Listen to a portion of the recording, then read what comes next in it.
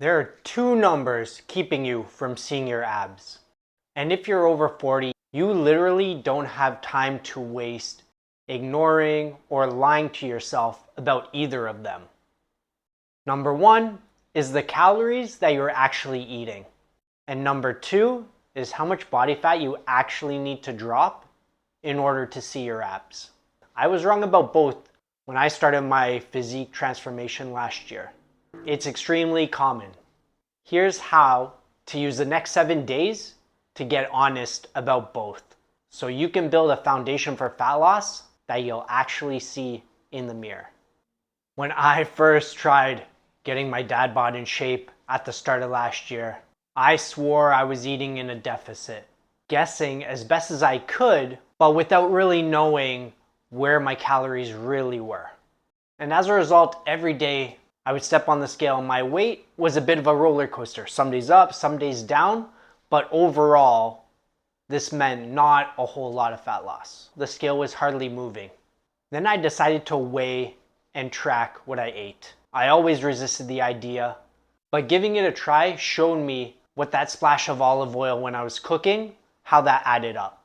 Or those few bites of some leftover chicken strips from my kids' dinner, how those added up to a couple hundred calories or more every single time. Studies repeatedly show that when people estimate how many calories they're eating, they're usually off anywhere from 20% to 50%, a substantial amount. So if you're not seeing the fat loss you want, you're not broken. For the vast majority of people, there's not something different with them and their metabolism. You're just not measuring what you're actually eating. You're just not aware of what you're actually eating. And some of the biggest examples that became clear when I started food tracking were carbs. And specifically, there were a few in particular that I want to show you. One is cereal, such a common breakfast food. I used to have this for breakfast normally just because it's fast. And you fill up a bowl like this. And I'm going to show you how filling up a bowl, estimating how much cereal's in the bowl, and then we're going to look at the calories. And then we're going to look at what an actual serving size is. And you'll see the difference. Another food that's run similar to this is pasta. You think you're managing your portion size of pasta, but it is so calorie dense compared to so many other foods that it's so easy to underestimate how many calories you're actually eating, even if you're being careful with the portion you're eating, even if you're not going back for a second helping. They can just be very surprising how many calories are in a portion that you think is reasonable, but is actually more than what the food label says is a portion. These are all areas where you can underestimate how much you're eating by hundreds of calories each time. Now, even if you fix your intake tomorrow, which we're going to get to later in this video, it won't matter if you're aiming at the wrong finish line. Here's what I mean. Most guys think they're 10 or 15 pounds away from seeing their abs. They look in the mirror, they see an okay chest and arms, and they think that's all they have to lose, that they're not that far away, that they're close. But the reality is, just like people in general underestimate the calories that they're actually eating, a lot of guys underestimate the amount of body fat they would have to lose in order to see their abs.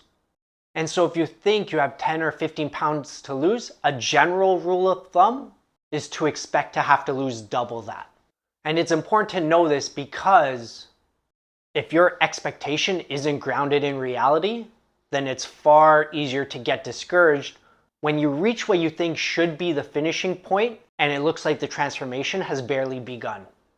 That's when the real frustration sets in. That's when the thoughts of quitting or that it just isn't working starts setting in. And having this expectation that you have more body fat to lose to see your abs than you think, solves that. Sets you up for the proper expectation. Sets you up for the reality that you're going to hit the halfway point and you're still going to feel that there's a decent amount left to accomplish. When I started my transformation, I thought I had 10, maybe 15 pounds to lose.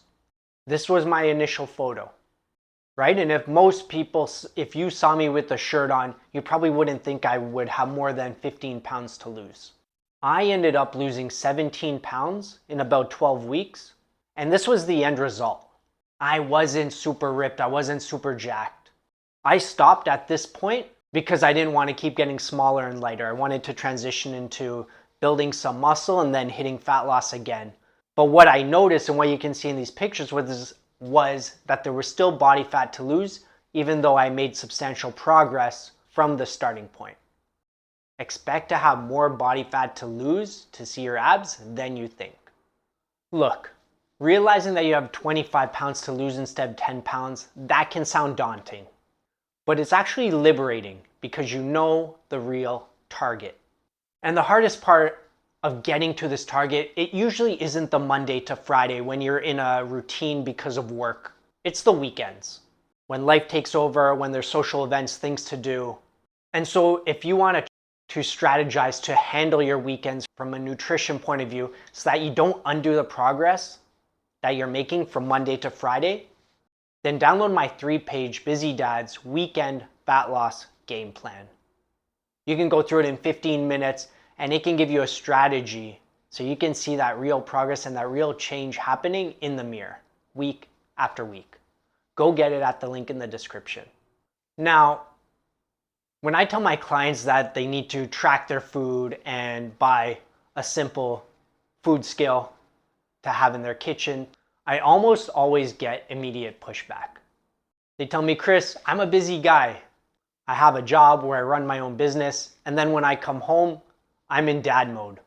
I don't have the time or the desire to scan barcodes and weigh broccoli for the rest of my life. And my answer is always the same. Good.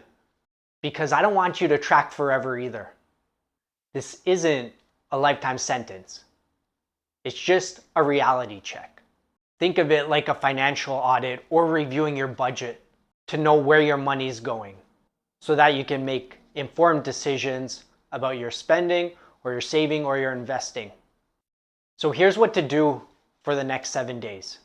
Grab a basic food scale. They're cheap. And for just 1 week, measure every single bite. Every single bite, lick, or sip. No guessing, no estimating, no ignoring the oil that you pour into the pan to saute some vegetables or something. No ignoring the little bit of milk or cream that you put into your coffee. What you're doing here is you're training your brain to accurately recognize portion sizes that will lead to fat loss, that will make fat loss happen.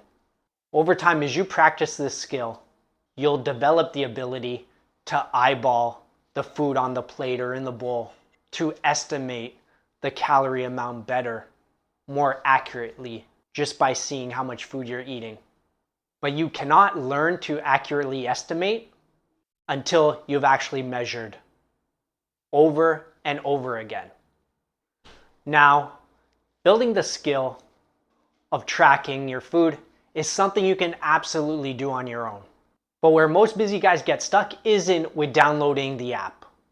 It's knowing exactly how to adjust their numbers when progress stalls, how to stick to their strategy when life gets stressful, and having the accountability to stay committed when Friday night rolls around and motivation wears off. Seeing your abs at 40 isn't about doing 1,000 crunches. It's a game of math and honesty. If you're tired of spinning your wheels and want to see exactly how I build these customized nutrition and training roadmaps for my clients, click the first link in the description. It'll take you to a page that details my coaching framework, exactly who it's for, and how I engineer lasting results. If this sounds like a missing link for you, there's a button at the bottom to book your free 20-minute strategy and roadmap call.